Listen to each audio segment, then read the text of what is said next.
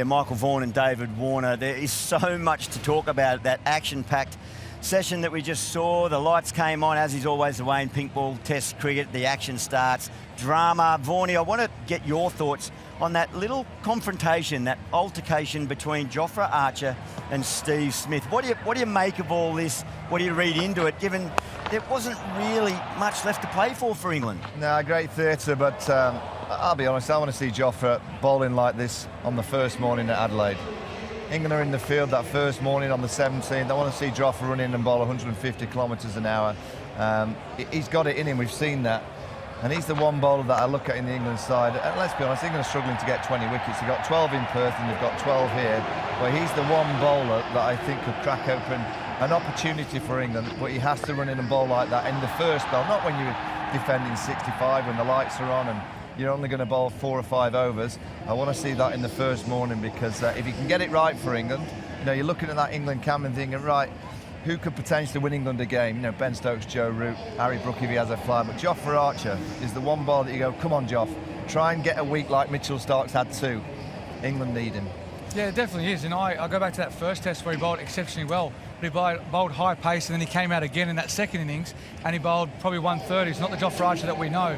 But what you just saw then as well, Steve Smith with a bit of encouragement to him. It's going to be an exciting Adelaide Test match. Yes, indeed. Yeah, we're only 10 days away from that, so it's going to be exciting. A day game down there in Adelaide. But Vaughnie, Mitchell Starc, back-to-back Man of the Match awards. He got runs and wickets in this particular fixture. He's just got England sorted out. He tempts them. He's been so disciplined with the ball in this series. Sometimes he can be accused of being a little bit wayward early as he hunts for wickets, but gee, he's been disciplined. Yeah, I mean, he's been helped by that big drive from England, but when you think of a left arm over, you generally think he's going to swing it back into the pad to the right-hander. He's not got one LBW to right-handers. He's got a couple to the left-handers, but he's basically been taking the ball across, and when you've got an England batting line that like to play the big drive, that's the big moment.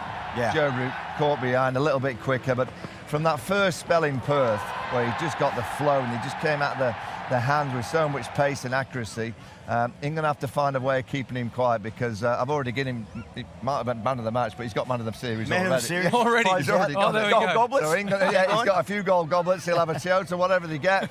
England have to find a way of playing him better. Well, what they did do in this Test match, Australia, right through the batting card and the bowling card, was hunt as a pack, and Michael Neser, it was his turn today, Davey, to get the chocolates. A bit controversial with the selection, but proven right, the selectors tonight. Yeah, most definitely, with 99 first-class wickets here for Queensland. There was no doubt that he was probably going to get the nod. But we spoke about in the first innings, he just didn't hit his mark, straight a couple of down leg. But in this innings here, he hit his straps. Had a good bowling partnership with him and Scott Boland as well. But just the lengths he was hitting there, it was a typical Gabba lengths. He was asking questions of the English batsman. And the tactics of the Australian captain to bring Alex Carey up to the stumps as well was a magnificent tactic. And the way that Alex Carey kept was sensational to back up the bowling of Michael Neser. Yeah, you can tell just how appreciated a certain team member is by the reaction of the teammates when they have success, particularly those guys that are on the periphery and don't often get that opportunity. So you could see how pleased they were for Michael Neser to get that 5-wicket haul. And another young man that's just at the start of his career in Test cricket, Jake Weatherald. He'll feel a lot more comfortable at this level now, having passed 50 for the first time in a Test match. Vaughnie, highlights of that innings thanks to Harvey Norman. Oh, I thought he played great. I mean, England fed his strength, square of the wicket on the offside. He played some lovely drives when it was a little bit fuller but wider. I mean, that's a gift when you're at the start of the innings with no third man on the boundary. He looks a good player. You know, he looks like he's got a nice awareness of where he's looking to score. That full straight one's done him out twice, so I guess over the next few days he'll try and work on that, because you always have to keep working. Yep. And he's ended up with a red inker. Nothing better than that, Dave, is there? No, there's not. And the beauty of this is he gets to go to Adelaide, which is a wicket that he's familiar with as well. So, you know, for him and his standards at the moment, he'll be very impressed with the way he's going, but he'll want to get a big score. All right, that's Australia ticked off. Let's move our attention to England. Vaughnie, where does it go wrong? Where's it gone wrong? Oh, they're just not winning the moments. And England's bad sessions are really bad sessions. You go back to that first day when Harry Brook's out there, Mitchell Starc comes on into twilight. They waited and waited, Australia, for Mitchell Starc to come on, and then suddenly Harry makes a mistake. Last night... Yeah, so that was 1 for 90. So they were in a position of strength. Yeah, and then mistakes. You know, 2 big drives to Michael Neser. They're delivering shots that the Australian bowlers want them to play. The art of batting is making sure you don't play the shots that the bowlers are wanting you to play. It wasn't easy last night. The lights were on, the ball was zipping around, but those two drives from Ollie Pope and Zach Crawley just created the momentum. And as I said, when England have a bad session, it's a really bad session, and it's costing them the game. Yeah, and with the ball, Dave, the tactics. I mean, Ben Stokes, there's so much expectation on him and responsibility on him. How did you see his leadership and his tactics with the ball out there and field positioning? Yeah, look, I just think it just wasn't Ben Stokes. You know, he's normally calm. He's normally a tactical genius. You know, he loves Warney the King. But I think he just missed some key moments out there. They probably went too short for probably too long of a period. The ball was a bit soft. They didn't allow Australia to play the way that they wanted. They didn't want to bring the slips cordon into play.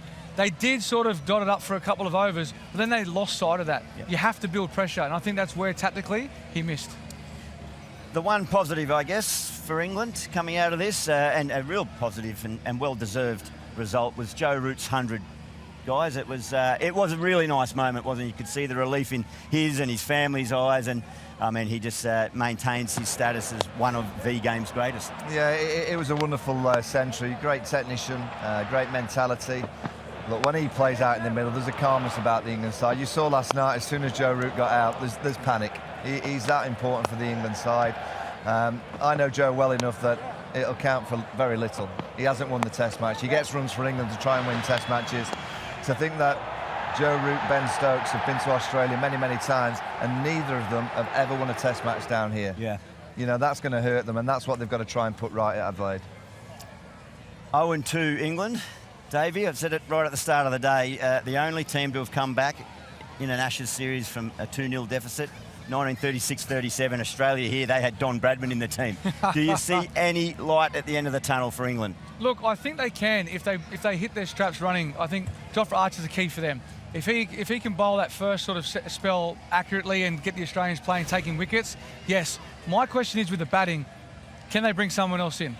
Does Ollie Pope stay? I think that's the big question for me. Does Jacob Bethel come in? Hasn't scored the runs that they probably would have liked. He's in the A game at the moment, scored some runs there.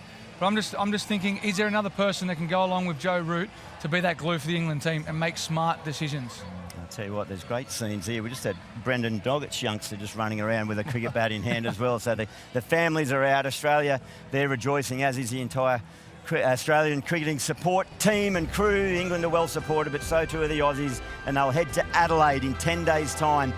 2-0 up. They'll feel like they've almost got a hand on the urn and just saying, no, we're not handing it back at the moment. But it's a lot to look forward to. A day game there in Adelaide, but it brings an end to proceedings here. It's been fantastic to be bringing you all the pictures from the Gabba.